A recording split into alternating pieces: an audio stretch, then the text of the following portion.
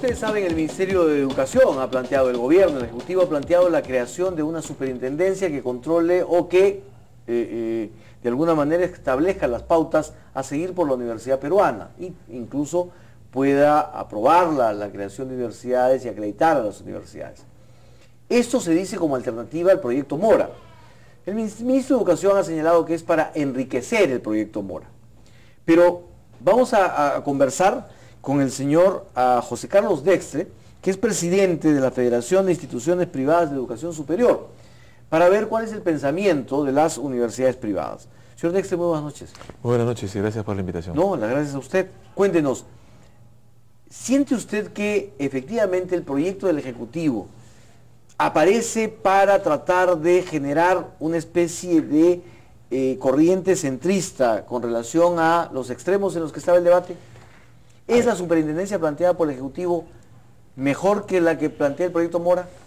Yo creo que nosotros, para analizar correctamente, digamos que el proyecto del Ejecutivo técnicamente evita interferencias en la gestión, facilita de alguna manera el desarrollo de la inversión privada, que se mantenga, a diferencia del proyecto Mora, que prácticamente confiscaba la gestión de una universidad privada. Creo que ambos proyectos lamentablemente no resuelven el problema político. Y creo que es el que se genera con la autonomía. O sea, al estar el organismo adscrito al Ejecutivo y al ser la universidad el órgano que de alguna manera garantiza la libertad de pensamiento y de enseñanza en el país, siempre va a estar el riesgo del chantaje político en la medida que esté adscrito al Ejecutivo. Es como que el Consejo de la Prensa estuviera adscrito al Ministerio de Educación y que este Consejo de la Prensa tuviera, como es en la superintendencia de ambos proyectos, la posibilidad de sancionar calidad, la posibilidad de renovar autorizaciones. El proyecto del Ejecutivo cada 6 años le pide a la universidad que renueve su autorización de funcionamiento.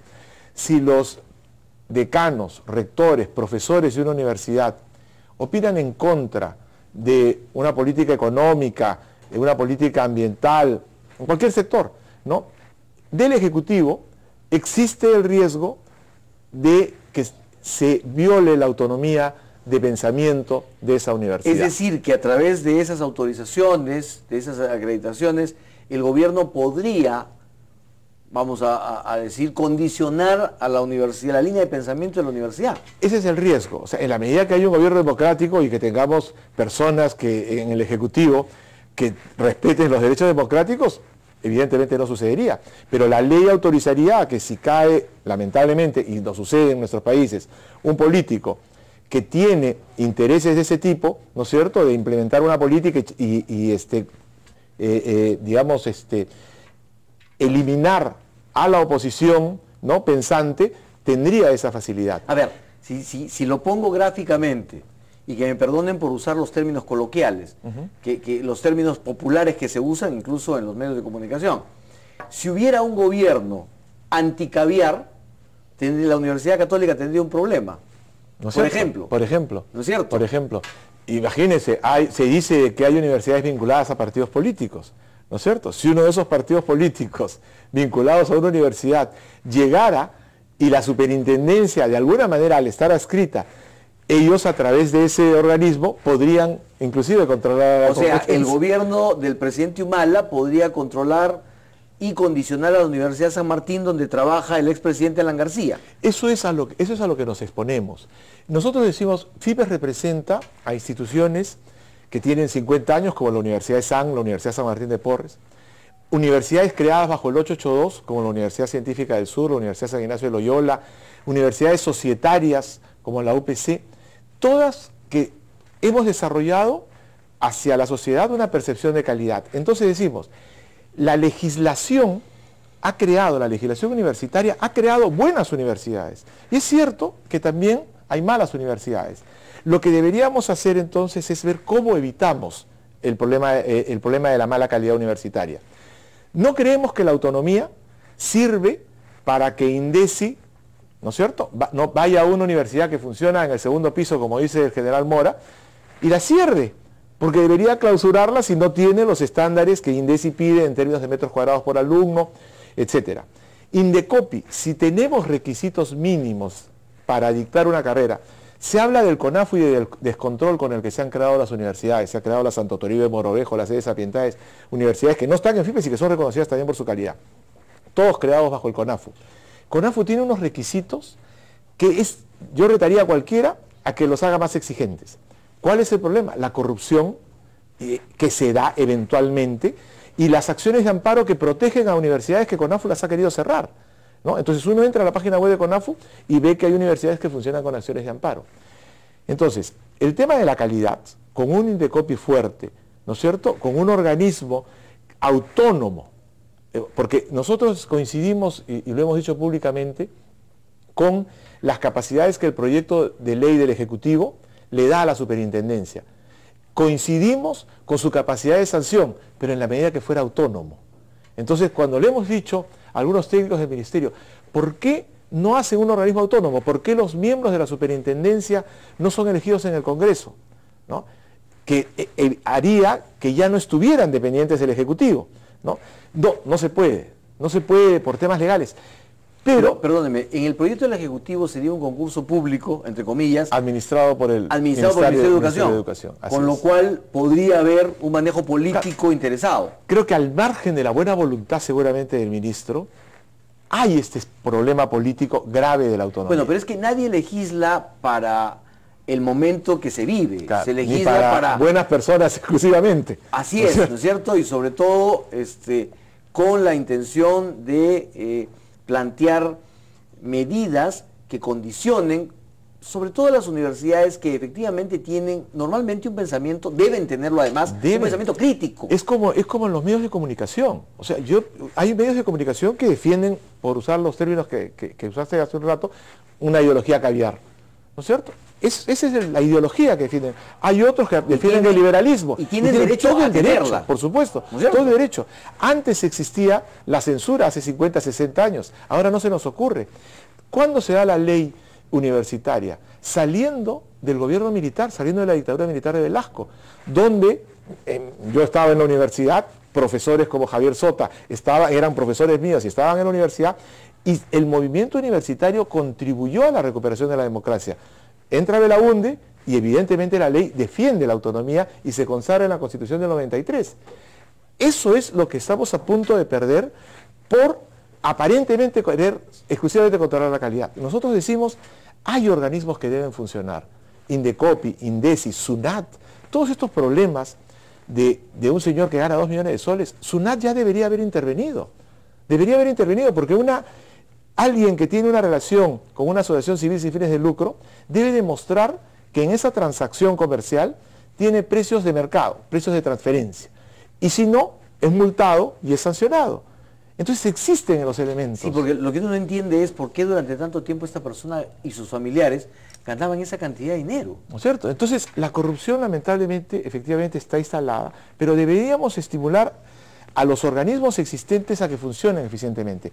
La calidad de la universidad pública. El proyecto de ley del general Mora solamente dice en una disposición complementaria 120 días para el Ejecutivo para que las 10 universidades públicas más antiguas tengan un proyecto piloto especial. O sea, eso es todo lo que se está haciendo por la calidad y no se resuelve el problema de gobernabilidad de la universidad pública, que es la madre, digamos. Vamos a ir a una pausa para continuar con este diálogo, no sin antes volver a decir que hemos utilizado el adjetivo de caviar solamente con fines gráficos, nada más. Con esto no estamos diciendo que la Católica sea una universidad caviar, sino es simplemente lo que los medios grafican, para que el público lo pueda entender. Vamos a una pausa, volvemos.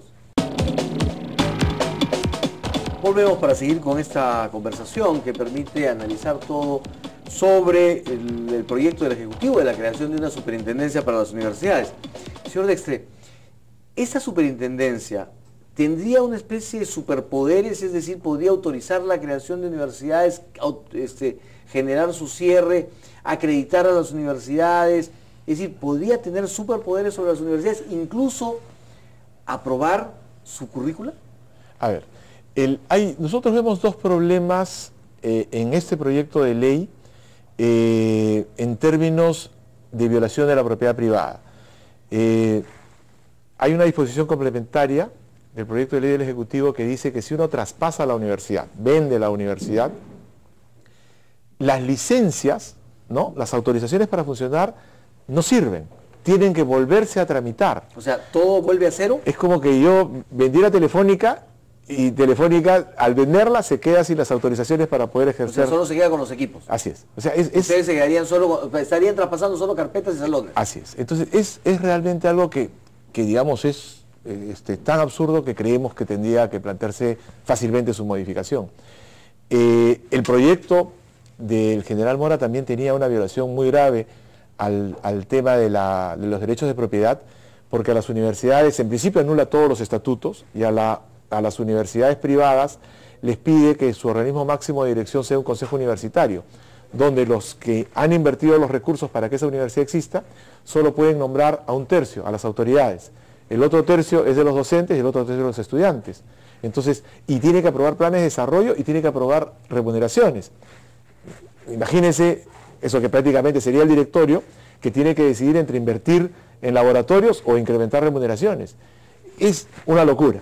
En este caso ahí está otra locura del traspaso, y además lamentablemente se repite en el proyecto del Ejecutivo. En el proyecto del Ejecutivo actual se repite el procedimiento para creación de carreras.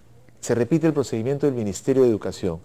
Se ha criticado mucho que en los institutos técnicos, Senati y Sensico tienen la facilidad para crear filiales y crear nuevas carreras, y de esa manera van mucho más cercanos a los requerimientos de mercado, del mercado laboral. Mientras que los institutos se pasan 3 años, 4 años esperando en el ministerio para lograr una autorización. Hay muchos, y lo ha denunciado la presidenta de la Asociación de Institutos, que tienen que trabajar con silencio administrativo, y que eso el ministerio inclusive ni lo acepta. Ese mismo procedimiento burocrático se repite en la universidad. Si una universidad quiere crear una carrera, tiene que presentar todos los documentos a la superintendencia, y la superintendencia autorizarlo.